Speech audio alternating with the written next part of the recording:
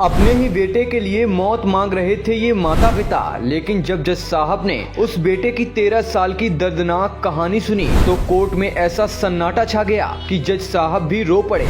जरा सोचिए, अगर आपका बेटा 13 साल तक कोमा में पड़ा रहे, ना कोई हरकत, ना कोई उम्मीद, और एक दिन आपको खुद अदालत में जाकर कहना पड़े हमारे बेटे को इस दर्द से मुक्ति दे दीजिए। यही कहानी है हरीश राणा की, जिसे सुनकर सुप्रीम कोर्ट के जज भी रो पड़े। करीब 13 साल पहले साल 2013 में हरीश राणा की जिंदगी बिल्कुल सामान्य थी।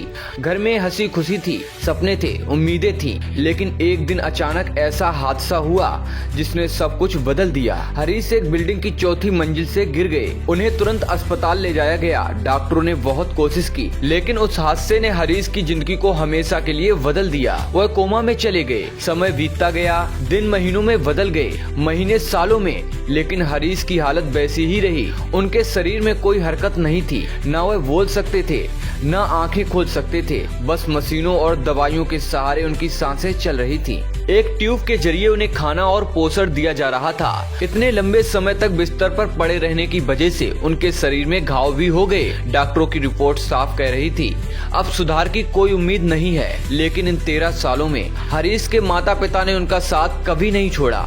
हर दिन हर पल वो अपने बेटे के पास रहे। लेकिन एक समय ऐसा आया जब उन्होंने अपने बेटे की पीड़ा देखकर बहुत भारी दिल से एक फैसला लिया।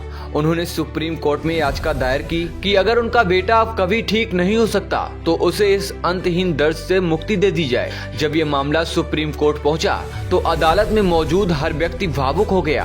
फैसला सुनाते समय जस्टिस जेबी पारदीवाला और जस्टिस केवी विश्वनाथन की बेंच ने मामले की गंभीरता को समझाया। कहा गया कि यह फैसला सिर्फ कानून का नहीं बल्कि इंसानियत और संवेदना का भी है। फैसला सुनाते समय जस्टिस पारदीवाला इतने भावुक हो गए कि उन्होंने शेक्सपियर के नाटक हेमलेट की प्रसिद्ध पंक्ति पढ़ी, टू वी और नॉट वी टू, यानी जीना या ना जीना। आखिरकार सुप्रीम कोर्ट ने देश के इतिहास में दर्ज होने वाला फैसला सुनाया। कोर्ट ने हरीश राणा को इच्छा मृत्यु की अनुमति दे दी।